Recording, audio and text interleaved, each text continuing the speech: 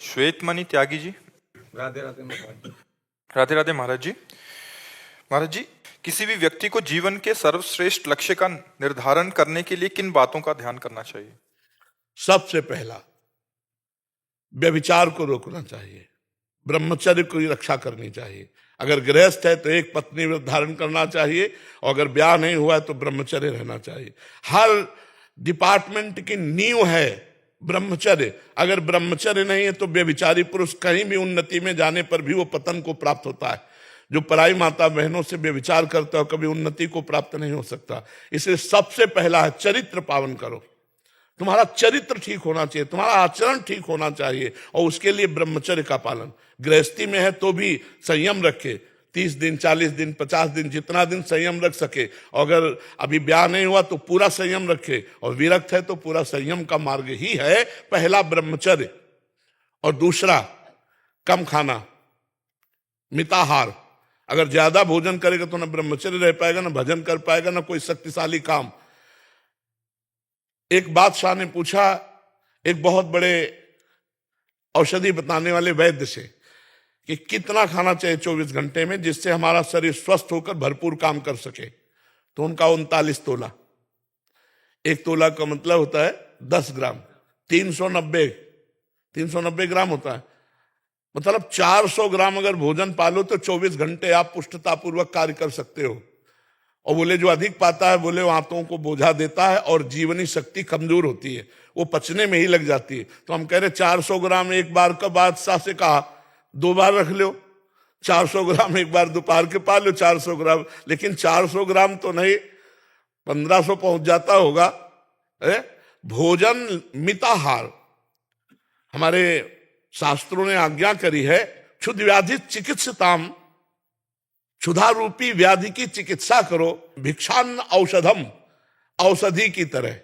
4 रोटी, थोड़ी मूंग की दाल, अरहर की दाल, थोड़ा चावल भोग लगा के ठाकुर जी को पालो, 2 बार पालो। मिताहार, अगर भोजन पवित्र नहीं है और भोजन मित नहीं है, अब ये जो पिज्जा बर्गर सब ये चीजें ना, ये भजन साधन और लक्ष्य की बात जाने दे, सब ये बुद्धि को भ्रष्ट करने वाले अपवित्र आहार हैं और लीवर को खराब करने वाले गरिष्ठ पदार्थ हैं। सात्विक भोजन शरीर को, अगर आप व्यभिचार आदि दोषों में ना उतारो तो भगवान ने स्वयं इतनी सामग्री दी है कि थोड़ा आहार करो, खूब व्यायाम करो, खूब मेहनत करो तो भी आप कमजोर नहीं होगे। अगर हम सात्विक भोजन करें, अल्पाहार करें, तो बहुत जल्दी हमारे अंदर शक्ति का विकास हो, आध्यात्मिक शक्ति का। पहला ब्रह्मचर्य, दूसरा कम खाना मिताहार, और तीसरा कम बोलना, उचित बोलो। हम ये नहीं कहते कि मौन हो जाओ, तो हमें लगता है उचित बोल देना, उचित बोल, उचित बोलना, अनुचित बोलने का त्याग करना, इसे मौन ही कहते हैं। कम बोलना और कम सोना। अगर जीवन को लक्ष्य में पहुंचाना है तो हमारी बात को अक्षरशः मान लो, जितने लोग सुनो। पहला ब्रह्मचर्य, दूसरा कम खाना, तीसरा कम बोलना अर्थात मित भाषण करना, विचार पूर्वक बोलना, और चौथी बात कम सोना। अगर आप मेहनत करने वाले व्यक्ति हो तो 6 घंटे पर्याप्त है। 6 चौको 24 घंटे का एक हिस्सा आप सोने में दे सकते हो। 6 चौको 24, 6 घंटे, और वो भी रात्रि के 10 बजे से लेकर के 11, 12, 1, 2, 3, 4, अपने आप ब्रह्म मुहूर्त का समय आ जाता है। 6 घंटे बाद आप उठिए 4 बजे, और 4 बजे उठ करके अपनी दिनचर्या कीजिए। व्यायाम नित्य कर्म करके भगवान नाम जप, जो पाठ करते हैं वो पाठ कीजिए। तो कम सोना, 6 घंटे सोना, लेकिन ठीक समय पे सोना। अब आजकल लोग 1 बजे 2 बजे सोते हैं और दिन के 7-8 बजे तक सोते रहते, फिर जगते। क्या दिनचर्या! भगवान भुवन भास्कर उदय हो गए, तुम्हारी आयु, श्री, कीर्ति, पवित्रता, बुद्धि सबका नाश हो जाएगा। ये लोग तभी तो देखो ना, लोग डिप्रेशन में अधिक पहुंच रहे हैं, दिमागी तनाव बना रहता। क्यों? क्योंकि बुद्धि को सत्य में प्रेरित करने वाले भगवान सूर्य, आयु बढ़ाने वाले भगवान सूर्य, जीवन दान करने वाले भगवान सूर्य उदय हुए। आपने एक अर्घ भी नहीं दिया, प्रणाम भी नहीं किया, भगवत आराधना नहीं की, सैया पे सो रहे, तुम्हारी आयु का अपहरण हो जाएगा। तो ये 4 बातें ध्यान रखनी होगी। ब्रह्मचर्य, कम खाना, कम बोलना, कम सोना, और फिर जिस मार्ग के पथिक बनो, उन संत महापुरुष का आदेश लेकर उनके अनुसार उपासना करो, आप देखो परिपक्व हो जाओगे। लक्ष्य है भगवान की प्राप्ति। अगर मनुष्य शरीर धारण करके सच्चिदानंद प्रभु को प्राप्त नहीं किया, भगवान को प्राप्त नहीं किया, तो फिर जीवन कर जीवित मुर्दे के समान है। जिन हरि भगत हृदय नहीं आनी, जीवित सौ समान थे प्राणी। लक्ष्य बनाओ भगवत प्राप्ति, और ऐसे चलो, देखो आनंद आ जाएगा। कम खाना, कम बोलना और कम सोना, और अधिक नाम जप करते हुए खूब मेहनत करो। यहाँ सोने के लिए नहीं आए, यहाँ कमाने के लिए आए हैं। और ऐसी कमाई करो जो ले चलो, क्या नाम ये रुपया, बैंक बैलेंस, ये जमींदारी, ये जितने भी डिग्रियां हैं और जितने भी पद है, सब यही रह जाने वाले। प्यारे, हम तो कई बार कहते हैं कि होश में ऐसे देश में कमा रहे हो जहां से चवन्नी नहीं ले जाओगे, यही सब छुड़ा लिया जाएगा। अगर नाम जप किया वो तुम्हारे साथ जाएगा, नाम जप नहीं तो फिर जीवन निरर्थक है। कबीरा सब जग निर्धना, धनवंता नहीं कोई, धनवंता सोई जानिए जाके राम नाम धन होए। जो नाम जप रहा है वही धनी है जी। यद्यपि आपके दर्शन मात्र से समस्त संशयों का निराकरण स्वतः ही हो जाता है, तथापि एक प्रश्न कभी कभी मेरे मन में आता है। जब कभी जीवन में अनिर्णय की अवस्था आती है, भिन्न भिन्न परिस्थितियां आती हैं, उसका निवारण करने के लिए किसका आश्रय लें? मन का, भगवान बुद्धि के का, ऊपर या छोड़ दो। भगवान के आश्रित हो जाए? भगवान के ऊपर छोड़ दो। जब भगवान शंकर ने सती जी को बहुत प्रकार से समझाया कि रघुनाथ जी सच्चिदानंद हैं, बड़े बड़े मुनीन्द्र योगींद्र इनका ध्यान करते हैं, लेकिन सती जी को समझ में नहीं आया कि यदि भगवान श्री राम सच्चिदानंद त्रिकालज्ञ हैं तो खोज कैसे रहे, हे खग हे मृग हे मधुकर श्रेणी, तुम देखी सीता मृग नैनी। और अगर भगवान सच्चिदानंद नहीं तो भगवान शिव त्रिकालज्ञ हैं, ये इनको सच्चिदानंद कह के क्यों प्रणाम करते? भगवान शंकर ने बार बार समझाया, जब नहीं समझ में आया तब कहा, जो तुम्हारे मन अति संदेहु तो किन जाई परीक्षा लेहु। अब हो ही सोई जो राम रचि राखा, को करी तर्क बढ़ावे शाखा, अस कही जपन लगे हरि नामा। ये सिद्धांत है। पहले हम प्रयत्न करें कि क्या ठीक है क्या नहीं ठीक है।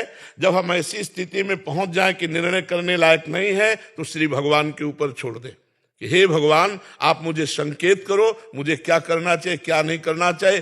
तुरंत कोई ना कोई अंदर से उत्तर मिलेगा या बाहर से उत्तर मिलेगा, आप इंतजार करना। किसका प्रश्न है?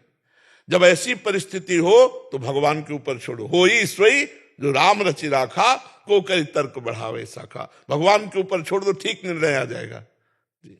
अभिषेक व्यास जी, बेंगलोर से। राधे राधे महाराज। राधे राधे महाराज जी। महाराज जी, आध्यात्मिक गुरु कहते हैं कि आपसे सब कुछ कर्म करवाया जा रहा है, पर मैं इस दुविधा में हूं कि अगर सब कुछ करवाया जा रहा है तो फिर मैं इतना अभी नहीं समझ नहीं पाए उनकी बात समझ नहीं पाए। आपसे सब कुछ करवाया जा रहा है, कौन करवा रहा है बताओ? आप कौन करवा रहा है? अदृश्य शक्ति है। तो फिर भैया दंड क्यों देती है? पुरस्कार या तिरस्कार दंड क्यों देती भाई? समझना हमारी बात। 3 गुण है माया के। माया के 3 गुण हैं, सतोगुण, रजोगुण, तमोगुण। और इन 3 गुणों का प्रभाव तुम्हारी बुद्धि पे पड़ रहा है, और तुम्हारी बुद्धि उन गुणों के अनुसार स्वीकार करके क्रियाएं कर रही, और उसके कर्ता तुम हो, तो भोक्ता तुम्हें होना पड़ेगा। अब आप बाजार लगी हुई है, बाजार में क्या पसंद करते हो तुम्हें छूट है। अब तुमने जाकर के जहर पसंद किया तो तुम्हारी पसंद है ना, तो मरोगे तो तुम ही। तो वहां अमृत भी तो है, वहां अच्छे अच्छे पदार्थ भी तो है, तुमने पसंद क्यों गलत किया? ये तुम्हारे ऊपर दंड मिलेगा। बाजार उसकी संपूर्ण लगी हुई है। पावर आपको दिया है विचार करने का, देखने के लिए आंख दिया है, करने के लिए हाथ दिया है, करने की शक्ति दी है। अब बुरा कर रहे हो कि अच्छा, ये तुम्हारे ऊपर है। अगर बुरा करोगे तो बुरा भोगोगे, अच्छा करोगे तो अच्छा भोगोगे। ये परम शक्ति के मालिक भगवान श्री कृष्ण कह रहे हैं, अवश्य में भोक्तव्यम कृतम कर्म शुभाशुभम। हमसे कौन कराता है पाप? हमारी वासनाएं, हमारी इच्छा। कोई हमको सिखा रहा है क्या कि पराई माता बहनों की तरफ देखो? हमारा पाप कर्म, हमारे अंदर जो मलिन इच्छा है वो हमको, तो उसको हम मार नहीं सकते। अगर नहीं मार सकते हो तो तुम्हें पीटने के लिए फिर पुलिस बनी हुई है, और जेल बना हुआ है, और नर्क बना हुआ है, फिर भोगना पड़ेगा। जब हम अहंकार को समर्पित कर देते हैं भगवान के चरणों में, तो भगवान उसके जीवन की बागडोर ऐसे पकड़ लेते हैं जैसे अर्जुन के रथ का। रथ की बागडोर पकड़। अब पूरी जिम्मेदारी अर्जुन को संभाल के चलाना भगवान की है, क्योंकि बागडोर हाथ में है। तो अब जब हम शरणागत हो गए तब भगवान उसके जीवन को संभाल लेते हैं। अब उसका कोई भी कर्म नहीं, अब भगवान उसके हृदय में बैठकर और जब भगवान बैठ के कराते हैं तो जगत मंगल होता है, क्योंकि भगवान मंगल भवन है, अमंगल हारी। भगवान के द्वारा किसी का अमंगल नहीं हो सकता, सबका मंगल होगा। जिन्होंने भगवान को जहर पिलाना चाहा पूतना ने, तो छठवें दिन भगवान ने उसको परम पद दिया जो यशोदा मैया को दिया। भगवान के द्वारा मंगल नहीं होता। अभी हमारी वासनाएं हमसे कर्म करा रही हैं, हमारी इच्छाएं, हमारी कामनाएं कर्म करा रही हैं। समझ रहे हो ना, कोई अदृश्य शक्ति नहीं। आप हमें बताओ। महाराज जी, भाग्य भाग्य भी तो बोलते हैं कि भाग्य पूरा आपके रचित है, कि भाग्य ही सब कुछ होगा। अगर भाग्य के अनुसार मनुष्य शरीर चलता है तो गधे में और मनुष्य में अंतर क्या? नहीं, हम नए भाग्य की रचना करने की सामर्थ्य लेकर के आए हैं।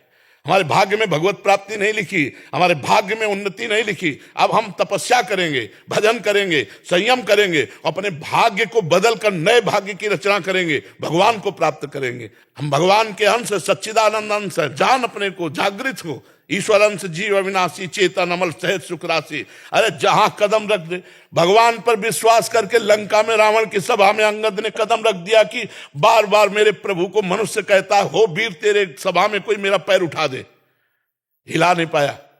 भगवान का अंश है अंगद जी, हम तुम भी भगवान का अंश है। भाग्य के अनुसार चलने वाले नहीं हैं, भाग्य को रौंदने वाले हम हैं। भाग्य को रौंद आया तो भाग्य, देख रहे हो भाग्य क्या कर पा रहा है?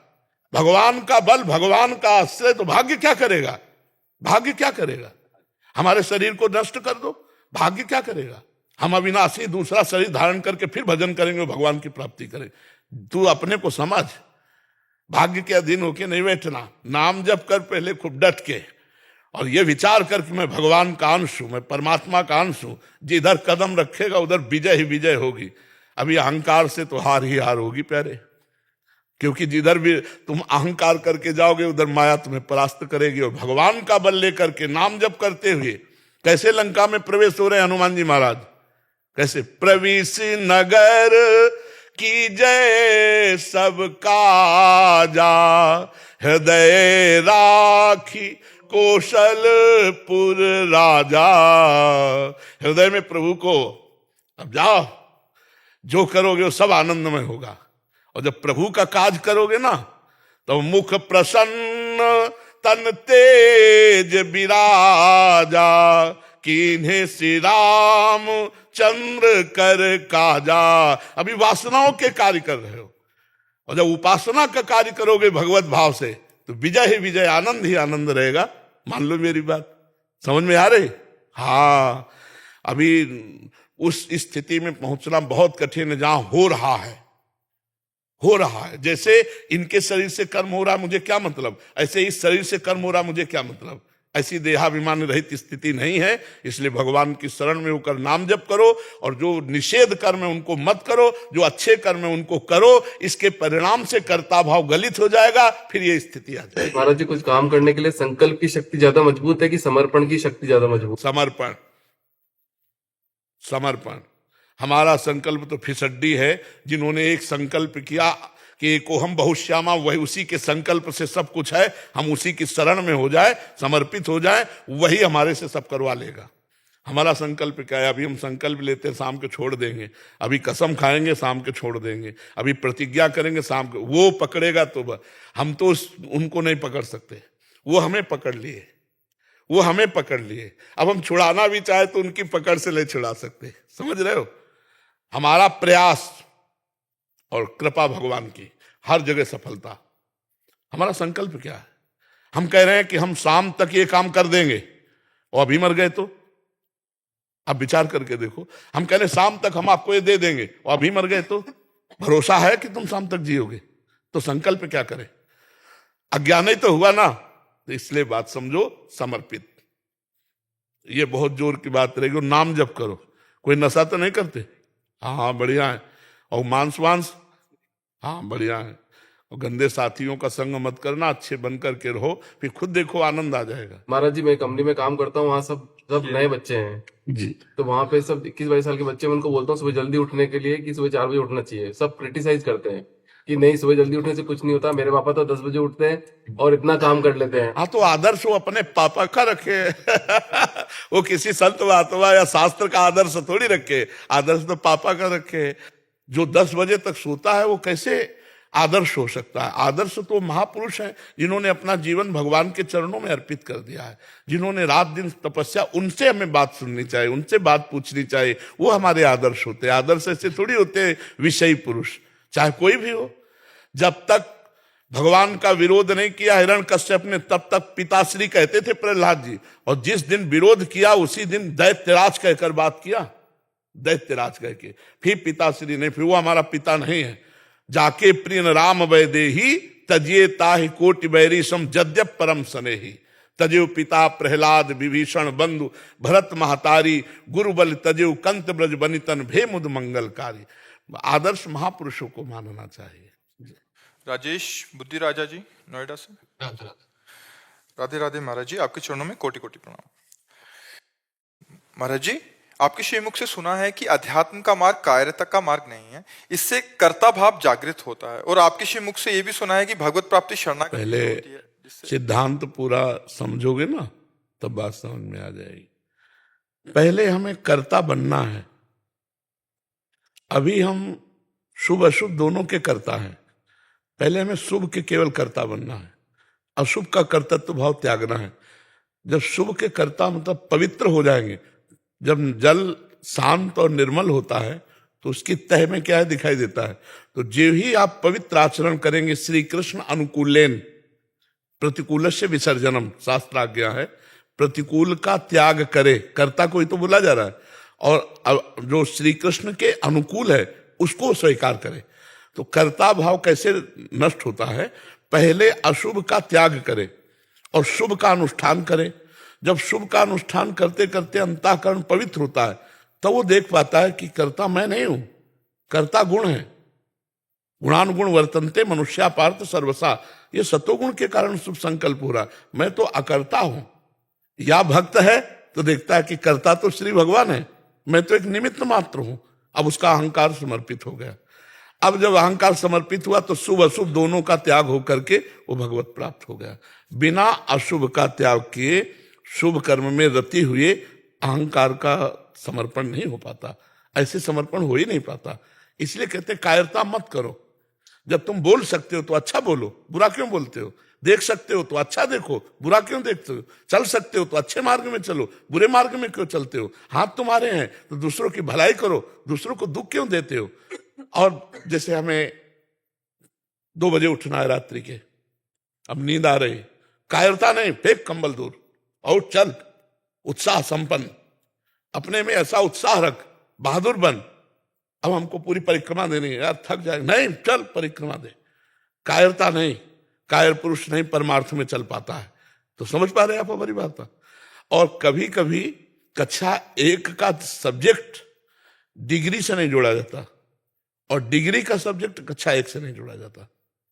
जब कभी सामने देहाभिमानी पुरुष को उपदेश हो रहा हो और एक वहीं पास बैठे हुए अच्छा स्थिति में पहुंचा हुआ साधक हो, तो एक ही बात को अलग अलग करके बहुत अंतराय में वर्णन किया जाएगा। तो सत्संगी को यह चाहिए कि किस स्थिति वाले से ये उत्तर दिया गया और किस स्थिति वाले से ये उत्तर दिया गया। बस समझ पा रहे हैं आप जी? तरुण जी राधे राधे। राधे राधे महाराज जी, आपके चरणों में कोटि कोटि राधे राधे।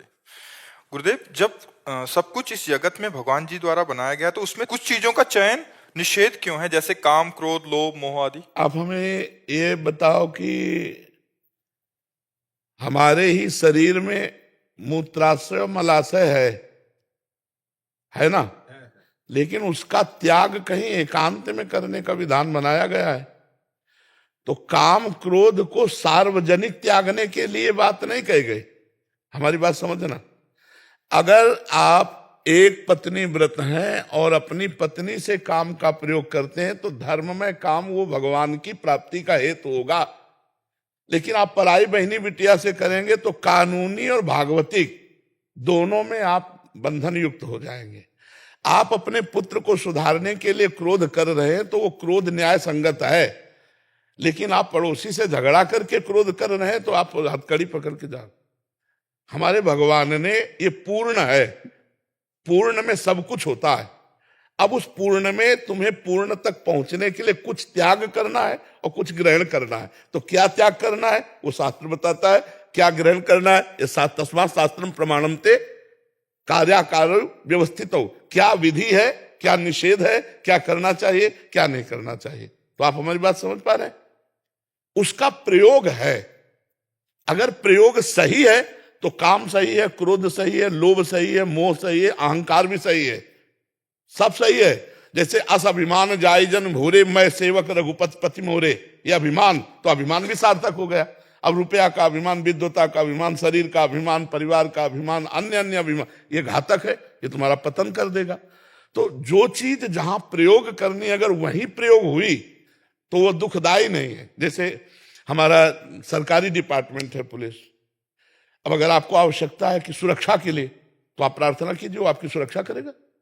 और अगर आप गलत करेंगे तो आपके डंडा चलाएगा। तो वही आपके लिए दुखदाई है, वही आपके लिए सुखदाई है। तो जब आप कानून के विरुद्ध चलेंगे तो दुखदाई, और कानून के अनुकूल चलेंगे तो सुखदाई है। ऐसे हमारे भगवान का पूरा डिपार्टमेंट बना हुआ है, चाहे शनि राहु ग्रह नक्षत्र काम क्रोध लोभ मोह मद मत्सर सब। अब आप बताओ इसमें क्या दोष है?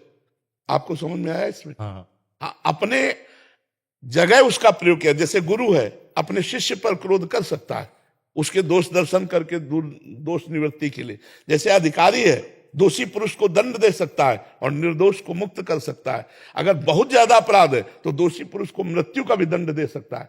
तो काम क्रोध लोभ मोह मद मत्सर, अगर इनका धर्म से प्रयोग किया जाए तो ये सब सार्थक है। अपनी पत्नी से प्यार करो, अपने बच्चे से मोह करो, अपने माता पिता से प्यार करो। आप अब दूसरा धर्म विरुद्ध प्यार, तो फिर वो निषेध हो गया, प्यार भी निषेध हो गया, नहीं निषेध हो गया।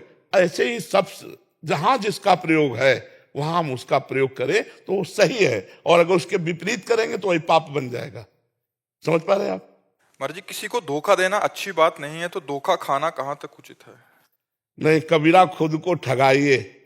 हमारे महापुरुष कहते हैं अपने को ठगा लो लेकिन तुम किसी को मत ठगो। उससे क्या होगा कि जैसे तुम्हारा पूर्व का ऋण है और आप दे नहीं पाए, अब वो इस जन्म में आया है, अब वो तुमसे बेईमानी करेगा, क्योंकि तुम्हें पता नहीं है ना कि पूर्व का हमारा ऋण है, और वो नहीं मिलेगा आपको, कुछ भी कर लो। तो वो आपका ऋण है पूर्व का, ये मानकर आपको सह जाना होगा। और अगर आपके ऋण नहीं है तो उसको देना ही होगा। अगर अभी नहीं देगा तो कभी भी कहीं भी हो उसे देना पड़ेगा। तो हमें कबीरदास जी करे, कबीरा खुद को ठगाइए पर किसी को ठगिए मत। ठगना तो किसी के हाथ में है नहीं, कोई भी हमारे को आके ठग सकता है, मगर कितना ठगा जाएगी भाई, इतना उचित है। उतना ही ठगेगा जितना उचित है, इसके आगे ठग नहीं सकता, ये भी ध्यान रखो। अगर आपका पैसा है तो कोई ठग नहीं सकता, और अगर आपने पूर्व में किसी से उधार लिया है या किसी का ऋण है या किसी की ठगाई की है तो आप चाहे जितने प्रवीण हो ठगे जाओगे। दोस्ती में, व्यवहार में, व्यापार में कहीं ना कहीं वो आपको घाटा लगेगा, क्योंकि आपका ऋण उधर जाना है। लेकिन हमको किसी को नया कर्म करके ठगना नहीं। बोले अगर हमारा ऋण होगा तो उसको देना पड़ेगा, वो देगा। किस विधान से देगा वो भगवान जानते हैं, लेकिन हम ठग के विधान से अब नहीं लेंगे, अब पाप कर्म के विधान से हम अपना ऋण नहीं लेंगे। अगर भगवान को दिलाना तो धर्म विधान से देंगे, वो आ जाएगा, कहीं से भी आ जाएगा। सचिन मिश्र जी लखनऊ से। राधे राधे गुरुदेव जी। राधा वल्लभ श्री हरिवंश महाराज जी। महाराज जी, आप कह रहे हैं कि आप श्री जी के आश्रय हुए आपके सत्संग सुन के, बट कभी कभी क्या होता है कि एक परेशानी आने पे दास के मन में खुद से समस्या का निदान समाधान के भाव आने लगता है, जबकि मैं तो शरणागत हूँ और अनंत हमारी सभी समस्याएं राधा रानी की कृपा से दूर होती है। तब से हमारे मन में जो आत्मग्लानि है कि कैसे मुझसे तो श्री जी के अंदर प्रेरणा नहीं कर सकती क्या आप सके? तो आप उसे क्यों नहीं प्रेरणा मानते हैं? अगर आपके मन में आता है कि ये कार्य ऐसे से ऐसे हो जाना चाहिए, तो आप मानो मेरी महारानी जो, मेरी स्वामिनी जो, मेरी प्रिया जो मुझे संकेत कर रही कि ऐसे से ऐसे कर लेना चाहिए। दो प्रकार से समाधान होता है, एक बाहर से होता है, एक अंदर से होता है। तो अगर अंदर प्रेरणा हो रही तो उसे मन मत मानिए, श्री जी की प्रेरणा मानिए और उसे कीजिए। और जब असफल हो जाइए, मान लो आपने प्रेरणा के अनुसार किया और असफल हो गए, तब आपको ये दिखाना था, अंदर सोचना कि आपको ये दिखाना था कि मैं कुछ नहीं हूं, आपके ही विधान से होता है। तो आपके द्वारा दी हुई हार भी हमारे लिए जीत के ही समान है। हम निराश नहीं होंगे और आपके चरणों का बल रखकर फिर आगे बढ़ेंगे और हम आप पर अश्रद्धा नहीं करेंगे, फिर आगे बढ़ेंगे। इस तरह से चला जाता है। कभी कभी मेरे इष्ट मुझे जानबूझ करके असफलता देते हैं, वही प्रेरणा देंगे और वही असफलता देंगे। अब तुम्हारे भाव देखेंगे, शरणागत हो। अगर आपको लगा कि ये क्या है, हमने तो आपकी प्रेरणा मान के किया, आपको आगे करके किया, तो फिर पूछेंगे शरणागत हो, किससे शरणागत हो? तन से, मन से, धन से, सब तुम्हारा, तो शरणागत किस बात के हो? भगवान श्री कृष्णचंद्र जी गीता में कह रहे हैं, सुख दुखे समय कृत्वा लाभा लाभो जया जयो। सुख दुख में, लाभ और हानि में, जय और पराजय में समान भाव, वो शरणागत। हमारे प्यारे अगर मुझे हार दे रहे हैं तो जरूर कोई ना कोई हमारे को संदेश दे रहे हैं। कहीं ना कहीं हमारे असफलता का कारण हमारा प्रमाद है, कोई ना कोई जो हमारे अभ्यास की कमी है, कोई ना कोई हमारे चिंतन में कमी है, कोई ना कोई हमारे अहम के द्वारा ऐसी क्रिया हो रही है जिसको प्रियालाल हमारे दूर कराना चाहते हैं। भक्त कभी निगेटिव सोच ही नहीं सकता। अगर हृदय में प्रेरणा करें तो वही कर रहे हैं, ऐसा मानो। ठीक है, बड़ा सूक्ष्म विषय है, बड़ा सूक्ष्म विषय है। बस ऐसे ही बने रहना, वो आगे घसीटते जाएंगे, ज्ञान विज्ञान अंदर प्रकाशित कर देंगे। शरणागत की भगवान ऐसे रक्षा करते हैं जैसे बालक की रक्षा माँ करती। करो सदा तिनके रखवारी, जिम बालक राखे महतारी। जी। हर्षवीर सिंह जी लुधियाना से। राधे राधे महाराज। महाराज जी राधे राधे। महाराज जी, किसी का व्यवहार समाज के लिए या मेरे लिए सही नहीं है, ये जानते हुए भी मुझे उसे ठीक करने का प्रयास करना चाहिए या भगवान के ऊपर छोड़कर प्रारब्ध समझ? हम ठीक करने चलेंगे तो झगड़ा। हमारा आचरण समाज के प्रति गलत नहीं होना चाहिए, हमारा हमारे प्रति और समाज के प्रति अच्छा होना चाहिए। हमारे प्रति मतलब इस शरीर का उन्नति हो अवनति न हो। जैसे हमारा आचरण गलत हो गया तो इस शरीर को जेल भोगनी पड़ेगी ना, इस शरीर को डंडा भोगने पड़ेंगे ना। तो अपने लिए और समाज के लिए जो आचरण अच्छा हो वो हमें करना, बुरा आचरण छोड़ना। लेकिन कोई हमारा समाज को बुरा कर रहा है या हमारे प्रति बुरा कर रहा है, हम उसे सुधार सके इतनी क्षमता नहीं। अगर वो सुधरना चाहे तो सुधर सकता है, अगर नहीं सुधरना चाहता तो हम सुधार नहीं पाएंगे। आप क्या, हम नहीं सुधार पाएंगे और भगवान नहीं सुधार पाएंगे। आप कहोगे भगवान तो सर्व सामर्थ्यशाली है, तो दुर्योधन को समझाने गए कि नहीं गए कि यार भाई तुमने कहा था कि 12 वर्ष का वनवास से 1 वर्ष का अज्ञातवास करके आओगे, पूरा राज्य दे देंगे। आ गए, पूरा राज्य दे दो। बोले नहीं देंगे। बोले आधा दे दो। नहीं राजी हुआ। बोले अच्छा 5 गांव दे दो। कहा सुई अग्रे लेके सुई के नोक पर नहीं देंगे। तो भगवान ने कहा अब युद्ध ही चाहिए। भगवान के समझाए नहीं समझ पा रहा है दुर्योधन। तो हम तुम तो भगवान के रचे हुए हैं। अगर वो सुधरना चाहे तो सुधर सकता है, न सुधरना चाहे तो नहीं सुधारा जा सकता। इसलिए हम एक बार तो विनय कर सकते हैं कि आप गलत मार्ग का अनुसरण कर रहे हैं, आपके आचरण गलत हैं। अगर वो उसका प्रतिकूलता पूर्वक उत्तर देता है तो हमें हट जाना चाहिए। और अगर लगता है कि इसमें थोड़ी श्रद्धा है हमारी बातों की तो प्रयास कर देना चाहिए। अगर सुधरना ना चाहे तो हम किसी को सुधार नहीं सकते। जो सुधरना नहीं चाहते उनको सुधार सकता है दंड विधान, दूसरा कोई नहीं। मतलब महाराज जी, समाज के भी कुछ लोग अगर जानते हैं कि वो समाज के लिए चीजें सही नहीं है, बट फिर भी वो होने देते हैं उन चीजों को, ये सोचते हुए कि अभी कुछ नहीं किया जा सकता चीज को लेके। हाँ, या तो आप सरकारी सहयोग लीजिए। आप स्वयं करेंगे तो अपराधी आप भी तो ठहर जाएंगे ना। अपराधी को दंड देने लगेंगे तो ये भी तो अपराध है, हमारा कानून दंड देगा। या तो आप सरकारी सहयोग लीजिए, आप उतरिए इस बात पर इसके लिए बहुत खतरे हैं। नहीं खतरे तो आप में अध्यात्म बल हो तो फिर आप जीत सकते हो। और संसार में 1000 आदमी में 100 आदमी ऐसे होंगे जो ठीक से चलने की कोशिश कर रहे हैं और 10 ऐसे होंगे जो ठीक से चल रहे हैं। बका शेष मनमानी। आप देख लीजिए 1000 आदमी में 100 ऐसे होंगे जो ठीक से चलने की कोशिश कर रहे हैं और 10 ऐसे होंगे जो ठीक से चल रहे हैं। शायद और भी लंबा आंकड़ा हो सकता है कि 10,000 आदमियों में कोई 100 ठीक से चल रहा हो। नहीं, प्रायः मनमानी चलना अच्छा लगता है। हमारा मन जो कहे वही करें, हमारा जो मन कहे वही खाएं, हमारा जो मन कहे वही देखें, ऐसा प्रायः शास्त्र आज्ञा संत आज्ञा, ये नहीं देखना, ये नहीं खाना, ये नहीं पीना, ऐसे चलना, ऐसे कोई बिरला ही होता है। महाराज जी, आपका तो बहुत भौकाल है, बहुत दुनिया सुधर गई है आपके प्रवचन से। और जब से आप बोलते हैं ना, मैं दिल्ली में रहता हूँ, वैसे ब्रजवासी हूँ नजदीक से ही हूँ, पर जिस दिन भौकाल से- का भैया मतलब क्या? भौकाल को मतलब यही है कि आदमी मन से करना चाहता है फिर भी डरता है कि प्रेमानंद जी आंखों के सामने आ जाते हैं। मैं आपको अपनी बता रहा हूँ, अच्छा। पहले गलत काम करने में संकोच नहीं होता था, लेकिन जब से आपको सुनते हैं, जब से ऐसा डर लगता है प्रेमानंद जी दिखते हैं, जिधर भी देखो प्रेमानंद जी भगवान महाराज की आ बड़ी जाते हैं। कृपा है। तो ऐसा नहीं है आपने मतलब अब 1000 में से 10 नहीं महाराज जी, मैं तो सोचता हूं कि मेरी संगत के हिसाब से 1000 में से 500 लोग ऐसे हैं जो आपके डर से या आपके प्यार से, जो आपकी ललिता से, प्रेम से, कुछ भी कह लो, पर सुधर गए। अब हम आपको बताएं, ये ठाकुर जी की कृपा है। अरे ठाकुर जी, आप जिंदे जीते जी ठाकुर जी हो। मैं सही बताऊं, आपको देख के आंखों में से आंसू निकले बाबा। तो आपके नहीं, आपका मोह और आपका जो प्रेम है और जो आप जीते जागते भगवान हो ना, आपको देखने के लिए इतने व्याकुल दर दर भटक रहे हैं हम। तो सही बताएं, आपको आज दर्शन हो गए, सी के आंसू इतने आ रहे हैं। श्री राधे, प्रभु जय हो। श्री राधे, श्री राधे। अजय कुमार जी दिल्ली से। श्री हरिवंश महाराज। जय जय श्री हरिवंश महाराज जी, आपके चरणों में कोटि कोटि नमन।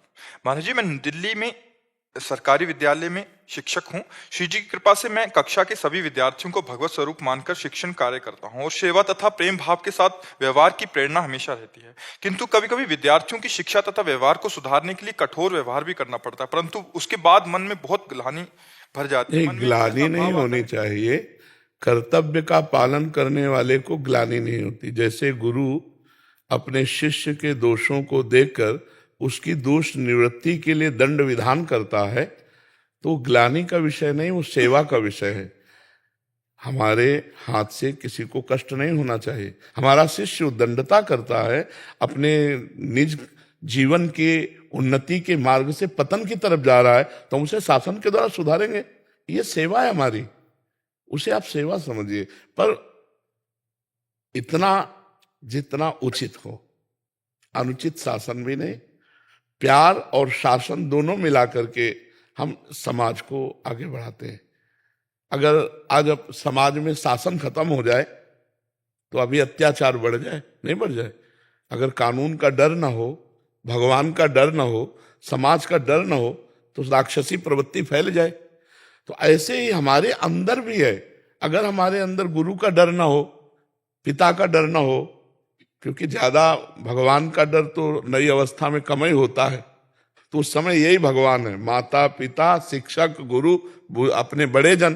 तो इन बच्चों को भी थोड़ा शासन जरूरी है कि अगर वो अपना काम नहीं करते, अध्ययन का थोड़ी उद्दंडता करते हैं, तो उचित डांट, उचित शासन, अनुचित नहीं, कान पकड़ो, अब नई गलती करोगे।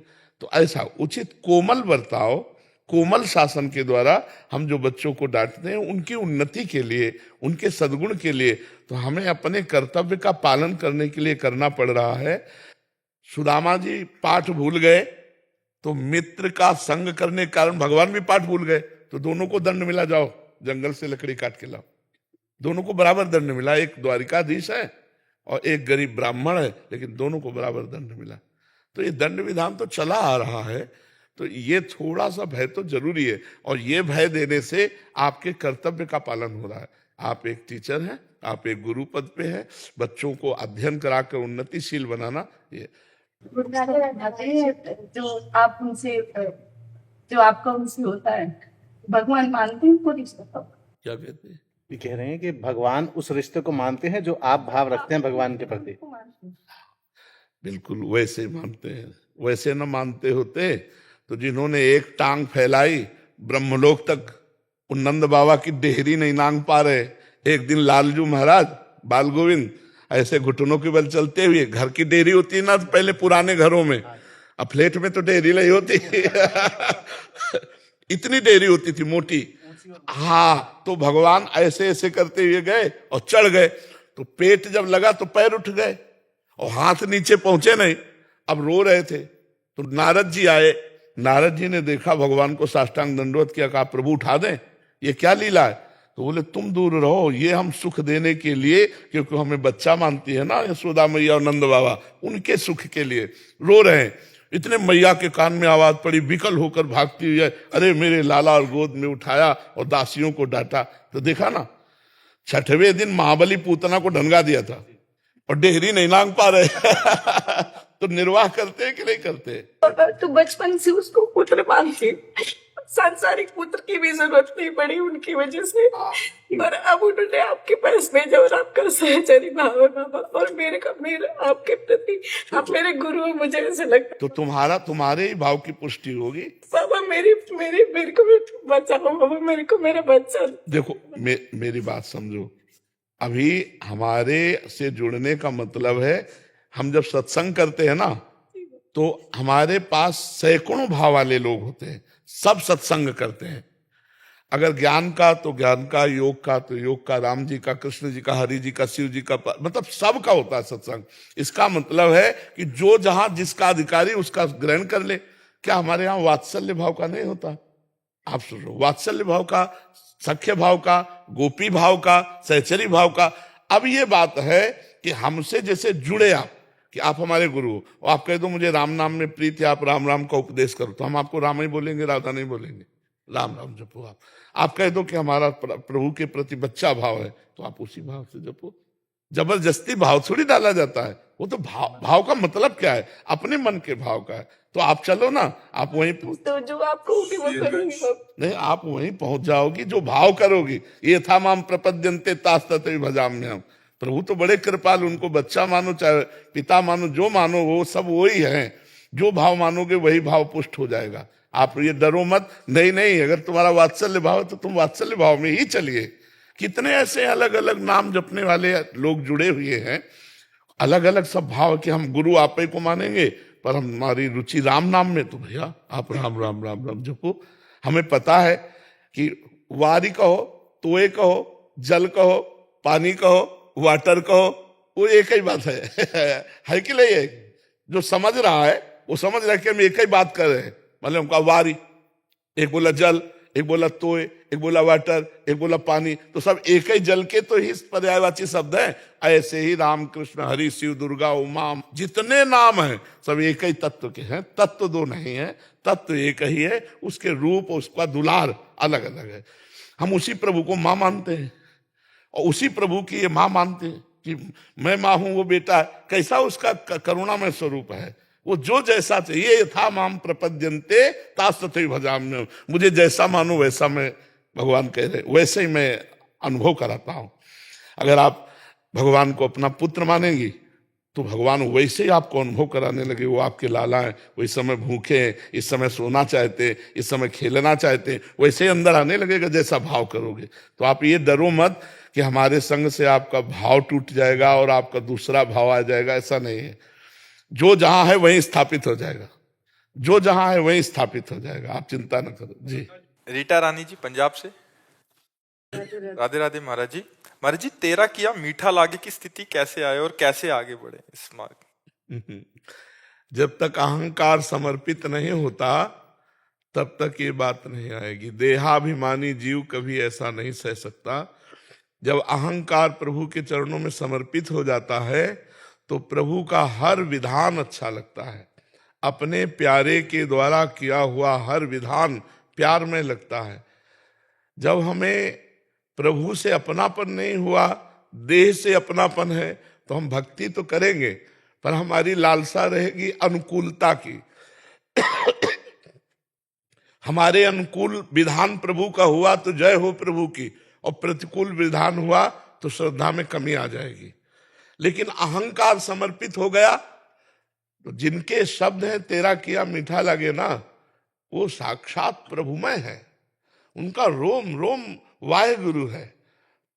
हृदय से केवल वाहेगुरु का विधान स्वीकार है। वाहेगुरु परमेश्वर को कहते हैं, परमात्मा को कहते हैं, श्री कृष्ण को कहते हैं। तो जब वो श्री कृष्णाकार है, भगवदाकार है, तो ये देह उनकी पीड़ा हो रही है पर हृदय में उनके इतना महान सुख हो रहा है, तो उसी सुख का अनुभव कर रहे हैं कि तेरा किया मीठा लागे। अच्छा विचार करो, अग्नि, दाहिका शक्ति, ये जिस प्रभु की प्रकट की हुई है उन प्रभु को जला सकती है क्या? तो देखने में तो लग रहा है कि गुरु अर्जन देव को तपाए हुए तवे पर बैठाल करके तप्त बालू डाली जा रही है और उनको विवश किया जा रहा है, लेकिन हृदय इतना शीतल है भगवान के चिंतन में कि उसका तनिक भी प्रभाव नहीं पड़ रहा। पक्का मानिए, तेरा किया मीठा लागे ये उसी हृदय से निकलेगा जिसका अहंकार समर्पित हो चुका है। कोई अंग नहीं है जो पीड़ा न दे रहा हो। जैसे इस समय है, कोई अंग नहीं है जो पीड़ा न दे रहा हो। हर अंग हमें विवश कर रहा है लेटने के लिए, लेकिन हम उसको विवश कर रहे हैं भेंटने के लिए। सबसे भेंटो, सबसे मिलो, जब तक सेवा है तब तक कभी लेटना नहीं है। चलो अपने कार्य में लगो। अब ये हम, अगर हमें मीठा ना लगे तो हम तुम्हारे सामने बैठ नहीं सकते, हम तुम्हारे सामने उत्तर नहीं दे सकते, हम भगवत चर्चा नहीं कर सकते। हमें बहुत मीठा लग रहा है, हमें लग रहा है मेरी श्री जी ने बहुत कृपा की जो मेरी किडनी फेल की, ये उनकी कृपा है, हमें कृपा महसूस हो रही। आपको लग रहा होगा कि ये क्या भजन इनका कि अपनी किडनी के रोग में ये ग्रसित हैं, ये दूसरों का कष्ट क्या निवारेंगे। पक्का समझ लीजिए, ये एक मायाकृत नाटक है। हमें 100 में 100% दुख नहीं है, 100 में 100%। पक्का समझ लीजिए, हर समय एक ऐसा आनंद बना रहता है, वो आनंद न रुपया में है, न घर में है, न ब्रह्मा के पद में है, न कहीं है। उसी आनंद के बल से हम मस्त रहते हैं। तो वो गुरुजन है और हम उनके चरण आश्रित हैं। अब उन गुरुजनों को कितना अच्छा लग रहा होगा, तभी कह रहे तेरा किया मीठा लागे, हरिनाम पदारथ नानक मांगे। भगवान के नाम में डूबे हुए, भगवान के रूप में डूबे हुए महापुरुषों को एक भी, प्रहलाद जी को एक भी कष्ट नहीं हो रहा। आग में जलाया जा रहा है, विष पिलाया जा रहा है, पर्वत से दबाया जा रहा है, जल कुछ नहीं, वो आनंद मगन है। क्यों? राम राम हरि हरि उनके मुख से निकल रहा है और सर्वस्व हृदय समर्पित है प्रभु को। ये महिमा प्रभु को समर्पित होने पर ही होगी। लोहा कभी चमक नहीं सकता, लोहा कभी आभूषण नहीं बन सकता। ये पारस का चमत्कार है कि छू गया तो सोना बन गया और आभूषण बन के मस्तक पे रख गया। तो ऐसे ही भगवत कृपा, संत चरण रज, संत कृपा जब उदय होती है और देहाभिमान समर्पित हो जाता है, तो अपने प्यारे का किया हुआ हर सुख अच्छा लगता है। अपने प्यारे से वो कह रहा है कि हर गम तुम्हारा मैं सहूंगा और कभी से शिकवा किसी से नहीं करूंगा। अब आप विचार करो, हम भगवान से प्यार करते हैं, हम मालिक से प्यार करते हैं, और हम थोड़े थोड़े कष्टों में हम प्रभु से शिकायत करने लगे। अगर आपको दुख देने में सुख मिल रहा है तो मुझे कभी सुख मत दीजिए, हर कदम में दुख दीजिए। वो दुख ही हमारे लिए परम सुख होगा, क्योंकि मेरा प्यारा मुस्कुरा रहा है, मेरे प्यारे मुस्कुरा रहे इस बात को देखकर, इस बात से। ये अहम समर्पित होने से होगा। जब तक अहंकार देहाभिमान समर्पित नहीं हुआ, तब तक ऐसी बात नहीं आ सकती कि तेरा किया मीठा लगे। जैसे आप जी वचन करते हैं कि प्रेम मार्ग में सहचरी भाव, सखा भाव से निकुंज में अपने इष्ट की सेवा प्राप्त होती है। सच्चे पातशाह महाराज जी, 10 पातशाहियों ने, श्री गुरु नानक देव जी से महाराज से लेकर श्री गुरु गोविंद सिंह जी महाराज जी ने हम सिखों की झोली में श्री गुरु ग्रंथ साहिब जी की बाणी डाली हुई है। सच्चे पातशाह महाराज जी, सच्चे भाई, मेरा छोटा सा मन में भाव है कि सच्चे पातशाह इस बाणी के सहारे से जो हमारे संत महापुरुष जी सचखंड, श्री सचखंड साहिब में विराजमान हैं, उनकी सेवा प्राप्त पक्का पक्का पक्का। गुरु घर की सेवा का बारे में भी आप क्या इससे भी और अधिक हम, सच्चा आपका दिया हुआ सब कुछ है प्रभु जी, सारा सब कुछ है प्रभु जी। मोक्ष की प्राप्ति नहीं चाहिए पातशाह जी, संत जनों की सेवा। इतना आपको समझना है कि कहने को 10 गुरु हैं, वो एक ही परमेश्वर 10 गुरु रूप धारण करके आया। हमारी बात मानते हो ना आप? जी, अकाल पुरख। हाँ, और वही परमात्म तत्व स्वयं वाणी रूप बन करके गुरु ग्रंथ साहब के रूप में विराजमान है। यदि हम गुरु वाणी के अनुसार चलेंगे, गुरु वाणी की दास्ता स्वीकार करेंगे, तो हमें गुरु की प्रगट सेवा मिल जाएगी। जहां गुरु विराजमान, जैसे गुरु नानक साहब हैं, गुरु अर्जन देव जी हैं, तेग बहादुर सिंह जी गुरुदेव हैं, ये अंतर्ध्यान लीला की है, लेकिन ये है, हम उन्हीं के पास पहुंचेंगे। यदि हम गुरुवाणी का दासत्व स्वीकार करके उसके अनुसार चले, तो जैसे हम गुरुवाणी में चंवर, ऐसे हम गुरुदेव की सेवा में पहुंच जाएंगे। पक्का गुरु साहब विराजमान हैं। हम आपको कह रहे 35 वर्ष पहले गंगा के किनारे जब हम साधन में तत्पर थे, तो सबसे पहले गुरु नानक साहब जी के हमें दर्शन गंगा किनारे हुए थे। एक पट्टी पड़ी हुई थी और उसमें पंजाबी अक्षरों से लिखा था या अरबी भाषा से लिखा था, मुझे ज्ञान नहीं, पर वो कुछ लिखा हुआ था, और परम प्रसन्न मुद्रा में गंगा। जबकि हमारा उस समय कहीं कोई परिचय नहीं था, और जब छवि देखी तब लगा रही साहब तो हमें पहले दर्शन दे चुके थे। तो ये गुरु साहब विराजमान है, वो जिस जीव को अपनाना चाहते हैं वो अपनी शरण में ले लेते हैं, और उनकी आज्ञा का जो पालन करेगा वो सदा सदा के लिए उनके पास पहुंच जाएगा, इसमें कोई संशय नहीं। आप ये मत सोचिए कि अपने गुरुजनों के पास हम नहीं पहुंच पाएंगे या उनकी प्रकट सेवा नहीं मिलेगी। प्रकट शासन गुरुदेव का है, वही परमेश्वर है, वही परमात्मा है, वही अकाल पुरुष है। अपने पुत्र की बाँ कभी मत छोड़ना, सच्चे पातशाह महाराज जी, अपने पुत्र की बाँ कभी मत छोड़ना। हम तो कभी भी छोड़ सकते हैं, अब हमारे पुत्र। हमारे प्रभु का स्वभाव अपनो परण विसार, भगत को पूरो परण निभाऊं, जाचक जाचू कहे तो बेचे से बिक जाऊं। भगवान कह रहे मैं अपने प्रण को भूलकर अपने भक्त की बात की रक्षा करता हूं। तो अगर आप गुरुजनों की वाणी के अनुसार चलोगे तो निश्चित उस परम पुरुष परमात्मा को गुरु रूप में देखकर उनकी सेवा में सदैव रहोगे। तमन्ना जी हरियाणा से। राधे राधे महाराज जी। राधे राधे महाराज जी, आपके चरणों में कोटि कोटि प्रणाम। महाराज जी, मेरे मन में एक भय है, जैसे कि मैं किसी एग्जाम की तैयारी कर रही हूँ तो मुझे भय है कि यदि मैं उस एग्जाम में पास नहीं हो पाई तो मेरे जीवन में कुछ करने का उद्देश्य खत्म हो जाएगा। अब मैं सभी विद्यार्थियों की तरफ से ये पूछना चाहती हूँ कि इस भय को कैसे दूर कर सकते हैं और अपने जीवन के उद्देश्य कायम। बच्चा, हमारे पास तो एक ही उपाय है कि अगर भगवान का भरोसा हो जाए तो भय खत्म हो जाए। कि अगर मैं फेल भी हो जाती हूं तो भगवान मेरे है ना, कोई ऐसा उपाय करेंगे जिससे मेरा मंगल हो जाएगा। फेल हो जाने का भय पहले आपने स्वीकार कर लिया, पहली हार तो आपने स्वीकार कर ली, पहले सोपान जो जीत की है वो आप हार चुके हैं। नहीं, मैं पूरा प्रयास करके पढ़ूंगी, मैं अपने विषय में परिपक्व होंगी, और मैं कैसे फेल होंगी। अंतिम समय तक परीक्षा के हम यही मैं जीतूंगी, मैं विजय को प्राप्त होंगे, मैं पास होंगे। और जब फेल हो गए तो हमें विचार करना त्रुटि कहाँ हुई, कौन से अभ्यास में त्रुटि हुई। अब अगले वर्ष मैं ऐसा पढ़ूंगी कि नंबर 1 में आऊंगी। हार तो हमें स्वीकार ही नहीं करनी। हम अपने जीवन की बात करें, हार स्वीकार करना हमारे स्वभाव में नहीं।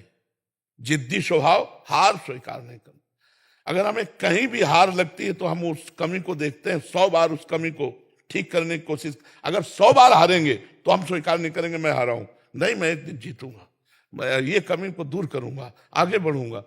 अब जैसे विद्यार्थी पहले से डर गया, अब वो इतना घबराया हुआ तो जरूर कमी कर देगा। घबराया हुआ आदमी कहीं सफल नहीं होता, हमारी बात समझना। चाहे खेल में हो, चाहे पढ़ाई में हो, या किसी भी हो, थोड़ा निर्भय होना चाहिए। घाटा हो गया, अब क्या होगा। अब वो इसी चिंतन, निगेटिव चिंतन क्यों करते हो। घाटा होगा तो देखा जाएगा। एक बार हम देखते हैं इसको, हम अपने भाव को देखें। तो हमें पहली हार तो ये हमारी हो गई जो मैं भयभीत हो गया, और ये हार इतनी बुरी होती है कि वो पहले से भयभीत आखिरी में जब भयभीत होता है तो हार गया, मान लो फेल हो गया। अब उसको कई चिंतन, माता पिता का इतना पैसा लगा, वो क्या डांटेंगे, और हमसे जो कमजोर मित्र है वो तो पास हो गए, ये सब मेरा उपहास करेंगे, और उसको लगता है मैं कर लूं क्योंकि इन सबसे बच जाऊंगा। ये बातें नहीं होनी चाहिए, ये बातें नहीं। एक वीर बहादुर की तरह उत्साह संपन्न रखो। पढ़ाई में आपने कमजोरी की है तभी आपको भय लग रहा है, ये कैसे लग सकता है। अगर आप संयम से चल रहे हैं, आपको सच्ची बताता हूं, अगर आप ब्रह्मचारी हैं, संयम से चल रहे हैं विद्यार्थी जीवन में, तो कोई भी पूरी बुक का बुक बोल दो और 10 बार सुनाओ और इसके बाद हमसे सुन लो। अगर आप ब्रह्मचर्य नहीं हैं तो स्मृति आपकी क्षीण हो जाएगी, फिर पकड़ नहीं पाएगी। क्या है, क्या हमारे आध्यात्मिक ग्रंथों से कठिन है आधुनिक पढ़ाई। आप विचार करो, अलौकिक सत्ता की जानकारी, यहां तो जितनी जानकारी है सब लौकिक है, और यहां जितनी जानकारी सबके ऊपर अलौकिक सत्ता की जानकारी, वो पढ़ाई है। मान लो उपनिषद है, वेद है, भागवत है, गीता जी है, ये जो अध्यात्म है अलौकिक का है।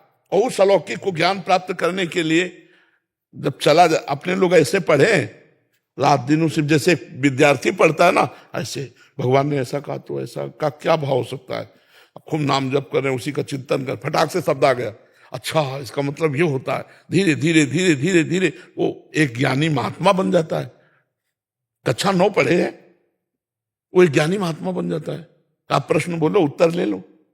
वो क्या हुआ, एकांतिक चिंतन हुआ, तत्व का चिंतन हुआ, विचार हुआ। अगर आप अपनी पढ़ाई में तन्मयता करेंगे पूरे ग्रंथ को याद कर सकते हैं कहीं से भी प्रश्न आवे तुरंत उत्तर लीजिए। आप में इतनी क्षमता है, पर उस क्षमता को गंदे आचरणों में खो दिया जाता है। ये जो आजकल चला है ना, गर्लफ्रेंड बॉयफ्रेंड और ये सब दलित दुराएं, ये कभी बच्चों में ना आवे। हम तो कहते हैं जो बच्चे बच रहे हैं उनसे प्रार्थना है कि कभी स्वीकार मत करना, और आगे जो बच्चे निकल चुके हैं इस मार्ग में वो लौट आवे। ये बहुत गलत मार्ग है, इससे तुम्हारी स्मृति नष्ट हो जाएगी, तुम्हारी हृदय शक्ति कमजोर हो जाएगी। अभी बच्चे हो, ये अवस्था के अनुसार होता है। जब 20-22 अवस्था में ब्याह हो जाए फिर गृहस्थी में जाओ, तब वो अपने धर्म का प्रयोग करो। ये ऐसे नहीं करना चाहिए।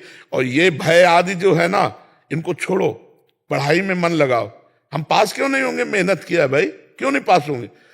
ऐसा कोई प्रश्न नहीं आता जो हमारे सब्जेक्ट से बाहर हो। आप विचार करो, हमने अपने सब्जेक्ट की तैयारी क्यों नहीं की? ये हमारी कमी है। अगर वो ऐसा प्रश्न दे जो सब्जेक्ट से बाहर हो, तब तो भाई अब मतलब हम असमर्थ हैं कि पता नहीं क्या प्रश्न आएगा। लेकिन हमारे टीचर जो हमें पढ़ाए हैं उसी में आएगा, आता है ना। तो हमने अपना सब्जेक्ट क्यों तैयार नहीं किया? हम अपने विषय में क्यों प्रमाद किए? और फिर भय कर रहे हैं, तो भय तो भी लगेगा ही। नहीं, हमें तो कंठस्थ होना चाहिए। मतलब आप समझो, अगर आप ब्रह्मचारी हो तो ग्रंथ का ग्रंथ कंठस्थ कर सकते हो, कोई परेशानी नहीं होगी दिमाग में। आज जो बच्चे कहते हैं ज्यादा पढ़ो तो सर दर्द करने लगता है, आंखें कमजोर है, ब्रह्मचर्यहीनता, खुली बात कह रहे, ब्रह्मचर्यहीनता। अगर ब्रह्मचर्य पुष्ट रखोगे कभी नहीं ऐसा बात आएगी। एक आदमी बदल गया ना, हमारा जीना सार्थक हो गया, हमारी साधुता सार्थक हो गई, हमारा जीवन सार्थक हो गया। तो हम अपने कर्तव्य पे लगे हुए हैं, तो उसका फल देख रहे हो। रात्रि के, अब सुनो, सर्दी का समय है, छोटे छोटे बच्चे, माई बहन बूढ़े सब खड़े हैं रोड में। अब कई घंटों से खड़े होंगे, हम 2 बजे निकलते हैं, घंटों से खड़े, बस इतना, किसी को देखा किसी को नहीं भी देख पाए, बस ऐसे ऐसे करते चले जा रहे। क्या है? अगर कर्तव्य किया तो इतने लोग प्यार दे रहे हैं, भगवान इतने रूपों में आकर हमें प्यार दे रहे हैं। तो अपने कर्तव्य का पालन करो, प्रमाद मत करो, तो विजय होगी, निश्चित विजय होगी। विचार से इतना परिवर्तन आया है यंग जनरेशन में। मेरी पुत्री है, डॉक्टर है, और जब से मतलब सुनना शुरू किया है उसके विचारों में बहुत परिवर्तन आया है। वो भगवान, बहुत आपकी इतनी कृपा हुई है गुरुदेव हमारे ऊपर, पूरे परिवार के ऊपर, कि यंग बच्चे हैं मेरे तीनों, और तीनों इतने ध्यान से सुनते हैं और फॉलो करते हैं जी हर चीज का जो आप। हाँ, बस यही बात का हम, इतने पढ़े लिखे बच्चे जो हैं, हाँ, मुझे खुद आश्चर्य होता है। आधुनिकता में फंसे हुए बच्चे अध्यात्म को सुने, बहुत बड़ी बात है। मैं कह रहा हूँ, मेरे दोनों बच्चे महाराज जी विदेश में पढ़ाई करने गए, तो वहाँ का खान पान बिल्कुल अलग था। बेटा तो उसी तरह का भोजन भी उसने करना शुरू कर दिया था। लेकिन जब वो आया छुट्टियों में, तो एक ही बार यहाँ वृंदावन आया था और आपके सत्संग को सुना उसने, प्रभु जी जीवन बदल गया, पूरे परिवार का जीवन बदल गया। प्रभु भगवान कृपा करते, उन्हीं की कृपा, और सब कृपा करें कि सब कोई स्वस्थ रहो, अच्छे आचरण करो, भगवान की कृपा सब पर है। खूब आनंद में जीवन व्यतीत करो, बस गंदे आचरण न करो, गंदा भोजन न करो, किसी का मंगल न करो, इसीलिए मनुष्य जन्म मिला है। खूब आनंद में जीवन व्यतीत। राधा राधा राधा राधा राधा राधा राधा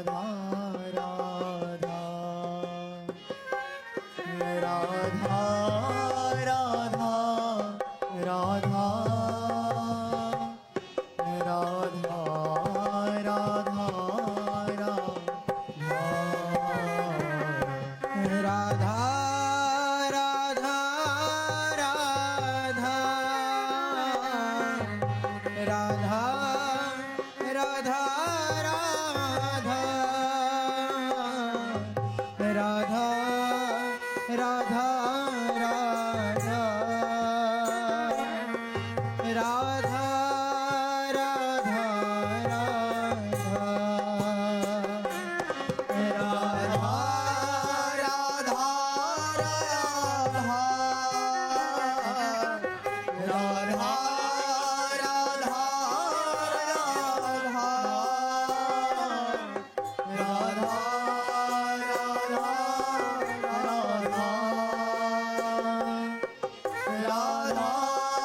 राधा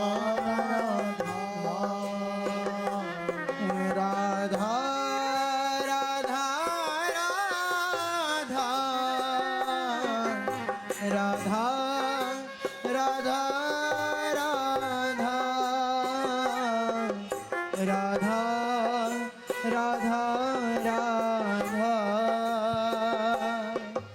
राधा